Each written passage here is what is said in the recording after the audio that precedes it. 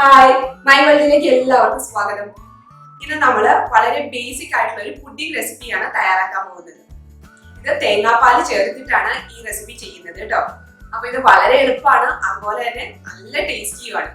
എങ്ങനെയാണ് അപ്പൊ ഇത് തയ്യാറാക്കുന്നത് നമുക്ക് നോക്കിയാലോ. അപ്പൊ നമ്മുടെ സിമ്പിൾ പുഡിങ്ങിനുള്ള ഇൻഗ്രീഡിയൻസ് എന്തൊക്കെയാണെന്ന് നോക്കാം. ഞാനിവിടെ എല്ലാം റെഡിയാക്കി വെച്ചിട്ടുണ്ട്. നമുക്ക് ഓരോന്നായിട്ട് നോക്കാം. ഞാൻ എടുത്തു വെച്ചിരിക്കുന്നത് 1 കപ്പ് കട്ടിയുള്ള തേങ്ങാപ്പാലാണ്.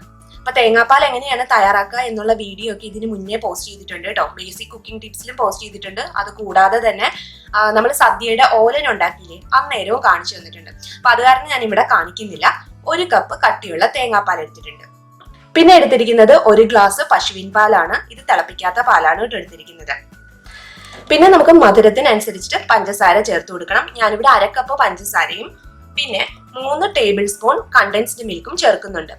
അപ്പോൾ ഇത്രയും ചേർക്കാൻ താല്പര്യം ഇല്ല എന്നുണ്ടെങ്കിൽ നിങ്ങളുടെ മധുരത്തിനനുസരിച്ചിട്ട് ചേർക്കാം കേട്ടോ. പക്ഷെ എന്നാലും പുഡിംഗ് ഒക്കെ ആവുമ്പോൾ കുറച്ച് മധുരം മുന്നിട്ട് നിന്നാലാണ് ടേസ്റ്റ് ഉണ്ടാവുക. അതുകൊണ്ടാണ് ഞാൻ ഇത് രണ്ടും കൂടി ചേർത്ത് എടുത്തിരിക്കുന്നത്. ചൈന ഗ്രാസ് ആണ് ഇനി വേണ്ടത്. 10 ഗ്രാമാണ് എടുത്തിരിക്കുന്നത്. ഇപ്പൊ എല്ലാ സൂപ്പർ മാർക്കറ്റിലും അവൈലബിൾ ആണ് ഇത് കേട്ടോ. പിന്നെ എടുത്തിരിക്കുന്നത് ഓപ്ഷണൽ ആയിട്ടുള്ള ഒരു കാര്യമാണ് തേങ്ങാക്കൊത്ത്. നിങ്ങൾക്ക് വേണമെന്നുണ്ടെങ്കിൽ ചേർക്കാം, ഇല്ലെങ്കിൽ വേണ്ട കേട്ടോ. ഇതും കൂടി ചേർത്ത് കഴിക്കുവാണെങ്കിൽ നല്ലൊരു ടേസ്റ്റ് ആണ് പുഡിങ്ങിന്. അത് കാരണം ഞാൻ ചേർക്കാന്ന് വിചാരിച്ചതാണ്. അപ്പൊ ചേർക്കുമ്പോൾ ഒരു കാര്യം ശ്രദ്ധിക്കണം. ഈ ഒരു ബ്രൗൺ കളറിലുള്ള സ്കിൻ ഉണ്ടല്ലോ, അതങ്ങ് ചെത്തിക്കളയണം. എന്നിട്ട് മാത്രം ഉപയോഗിച്ചാൽ മതി. നല്ല പ്യുവർ വൈറ്റ് ആയിട്ടുള്ളതാണ് നമുക്ക് ഈ പുഡിങ്ങിലേക്ക് ചേർത്ത് കൊടുക്കാനായിട്ട്. അപ്പൊ നമുക്ക് എങ്ങനെയാണ് തയ്യാറാക്കുന്നത് നോക്കാം. ആദ്യം തന്നെ നമുക്ക് ചൈന ഗ്രാസ് ഒന്ന് മെൽറ്റ് ചെയ്തെടുക്കണം. അതിന് വേണ്ടിയിട്ട് ഞാനൊരു പാൻ അടുപ്പത്ത് വെച്ചിട്ടുണ്ട്. അതിലേക്ക് 1 കപ്പ് വെള്ളം ചേർത്ത് കൊടുക്കാം. ഇനി ഇതിലേക്ക് ചൈന ഗ്രാസ് ചേർത്ത് കൊടുക്കാം. ഇനിയിപ്പോ ഇത് നമുക്ക് നന്നായിട്ടൊന്ന് മെൽറ്റ് ചെയ്യിപ്പിച്ചെടുക്കണം. ഇപ്പൊ നന്നായിട്ട് തിളയ്ക്കാൻ തുടങ്ങിയിട്ടുണ്ട്.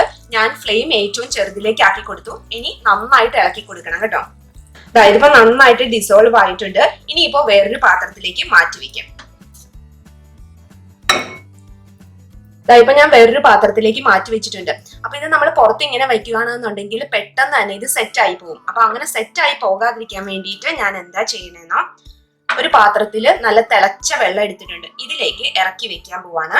എന്നിട്ട് ഇടയ്ക്കിടയ്ക്ക് ഇളക്കി കൊടുക്കണം. എന്നാൽ മാത്രമാണ് സെറ്റ് ആകാതിരിക്കുള്ളൂ കേട്ടോ. അപ്പൊ ഇതൊരു സൈഡിൽ ഇരിക്കട്ടെ. ഇനി നമുക്ക് അടുത്ത പ്രോസസ്സിലേക്ക് പോവാം. വീണ്ടും ഞാൻ പാൻ അടുപ്പത്ത് വെച്ചിട്ടുണ്ട്. ഇനി ഇതിലേക്ക് നമ്മൾ എടുത്തു വെച്ചിരുന്ന പശുവിൻ പാല് ചേർത്ത് കൊടുക്കാം. ഇനി ഫ്ലെയിം മീഡിയത്തിലാക്കി ഇടുക. എന്നിട്ട് ഇത് നന്നായിട്ടൊന്ന് തിളച്ചു വരട്ടെ കേട്ടോ.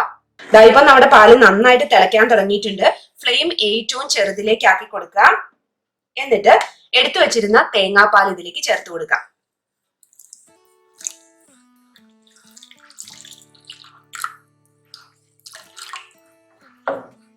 നന്നായിട്ട് മിക്സ് ചെയ്ത് കൊടുക്കണം കേട്ടോ.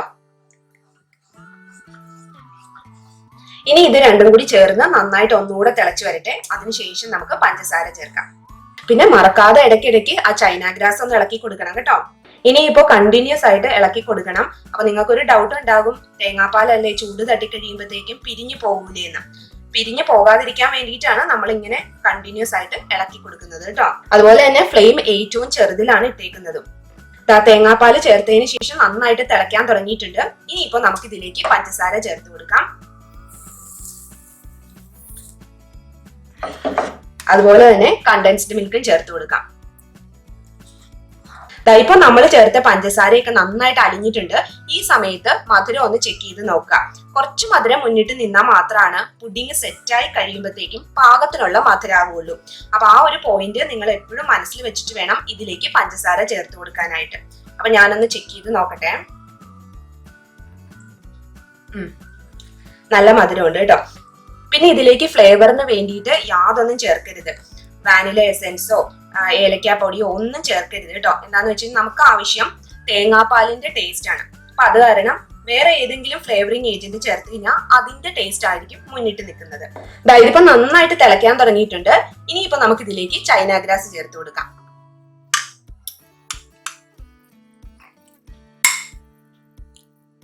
ഇനിയിപ്പോ നന്നായിട്ടൊന്ന് ഇളക്കി കൊടുക്കുക. എന്നിട്ട് ചെറുതായിട്ട് ഒന്ന് കുറുകി വരുമ്പോഴത്തേക്കും നമുക്ക് ഫ്ലെയിം ഓഫ് ചെയ്യാം കേട്ടോ.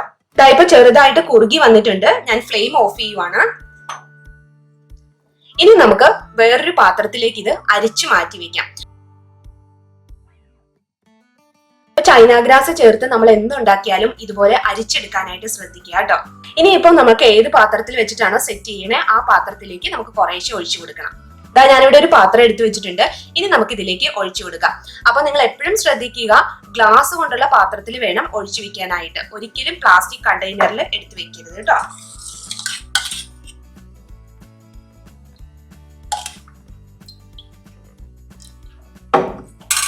ഞാൻ ഇതിലേക്ക് കുറച്ച് തേങ്ങാക്കൊത്തും കൂടി ചേർത്ത് കൊടുക്കുവാണ്. ഞാൻ ഇതേപോലെയുള്ള കണ്ടെയ്നറിലും കൂടി ഒഴിച്ചു വെക്കുന്നുണ്ട് കേട്ടോ. അപ്പൊ നമുക്ക് ഇഷ്ടമുള്ള ഏത് മോൾഡിൽ വേണമെങ്കിലും ഒഴിച്ചു വെക്കാം. ഇനി ഇത് ഇവിടെ ഇരുന്ന് നന്നായിട്ട് ചൂടാറട്ടെ. അതിനുശേഷം നമുക്ക് ഫ്രിഡ്ജിലേക്ക് മാറ്റാം. ഫ്രീസറിലല്ല ഇത് വെച്ച് സെറ്റ് ചെയ്യേണ്ടത്, ഫ്രിഡ്ജിലാണ് കേട്ടോ. ഇതിപ്പോ നന്നായിട്ട് തണുത്തിട്ടുണ്ട്. ഇനി ഒന്ന് അടച്ചു വെക്കണം. അപ്പൊ നിങ്ങളുടെ കയ്യിൽ ക്ലീൻ റാപ്പ് ഉണ്ടെങ്കിൽ അത് വെച്ച് അടയ്ക്കാം. അതല്ലാന്നുണ്ടെങ്കിൽ ഇതുപോലെ അലൂമിനിയം ഫോയിൽ വെച്ചിട്ട് വേണമെങ്കിലും അടച്ചു വെക്കാം. ഇനിയിപ്പോ നമുക്ക് ഫ്രിഡ്ജിലേക്ക് വെക്കാനായിട്ട് റെഡി ആയിട്ടുണ്ട്. അപ്പൊ എത്ര മണിക്കൂർ കഴിയുമ്പോഴാണ് സെറ്റായി കിട്ടുക എന്നുള്ളത് ഞാൻ പറഞ്ഞുതരാം കേട്ടോ.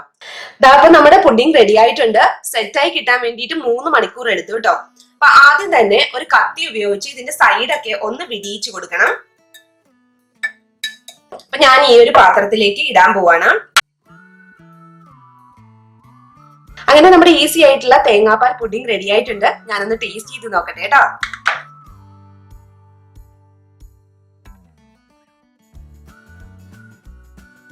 നല്ല സൂപ്പർ ടേസ്റ്റ് ആണ്. എന്തിന്റെയാണെന്നറിയാവോ? കരിക്ക് കഴിക്കൂലേ, കരിക്ക് നല്ല ഒരു ഇളയ പ്രായത്തിലുള്ള കരിക്ക് കഴിക്കുമ്പോഴത്തേക്കും വായിലിട്ടാൽ ഉടനെ തന്നെ അലിഞ്ഞു പോകുന്ന പോലത്തെയുള്ള ആ ഒരു ടേസ്റ്റ് ആണ് ഇതിന്. നിങ്ങൾ തീർച്ചയായിട്ടും ട്രൈ ചെയ്ത് നോക്കുക. എന്നിട്ട് ഫീഡ്ബാക്ക് പറയാൻ മറക്കരുത്. ഇനി മറ്റൊരു ഈസി റെസിപ്പി ആയിട്ട് അടുത്ത വീഡിയോയിൽ നമുക്ക് കാണാം. ബൈ.